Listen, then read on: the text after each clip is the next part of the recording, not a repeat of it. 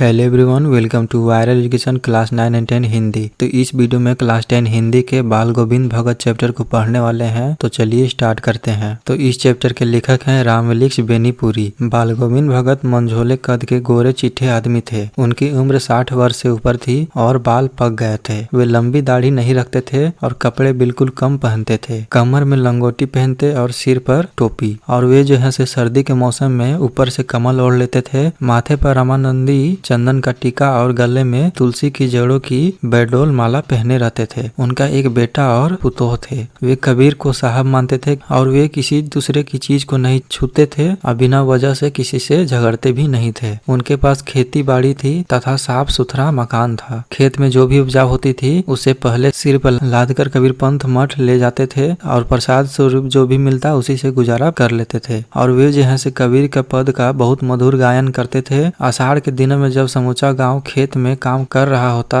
तब बाल गोविंद पूरा शरीर कीचड़ में लपेटे खेत में रोपनी करते हुए अपने मधुर गानों को गाते थे। भादों की अंधकारी में उनकी खंजरी बजती थी। जब सारा संसार सोया होता तब उनका संगीत जागता था। कार्तिक मास में उनकी प्रभातियां शुरू हो जाती थी। वे सुबह नदी स्नान को जाते और लौटकर पोखर के ऊंचे भीड़ पर अपनी खंजरी लेकर बैठ जाते और अपना गाना शुरू कर देते। गर्मियों में वे अपने घर के आंगन में आसन जमा बैठते थे और उनका संगीत का चमत्कार तब देखा गया जिस दिन उनका इकलौता बेटा मरा। बड़े शौक से उन्होंने अपने बेटे की शादी करवाई थी। बहू भी बड़ी सुशील थी। उन्होंने मरे हुए बेटे को आंगन में चटाई पर लिटाकर सफेद कपड़े से ढक रखा था तथा उस पर कुछ फूल बिखरा पड़ा था। सामने बाल गोविंद जमीन पर आसन जमाए गीत गाए जा रहे थे और बहू को रोने के बजाय उत्सव मनाने को कह रहे थे, क्योंकि उनके पास आत्मा परमात्मा पास चली गई है। ये आनंद की बात है। उन्होंने बेटे की चीता को आग भी बहू से दिलवाई। जैसे ही श्रद्धा की अवधि पूरी हुई बहू के भाई को बुलवाकर उसके दूसरा विवाह कराने का आदेश दिया। बहू जाना नहीं चाहती थी, साथ रहकर उनकी सेवा करनी चाहती थी, परंतु बाल गोविंद के आगे उनकी एक न चली। उन्होंने कहा कि अगर वो घर से नहीं गई तो मैं घर से चला जाऊंगा। उसी के साथ बहू चली गई। बाल गोविंद भगत की मृत्यु भी उनके अनुरूप ही हुई। वे हर वर्ष गंगा स्नान को जाते थे। गंगा 30 कोस दूर पड़ती थी, फिर भी वे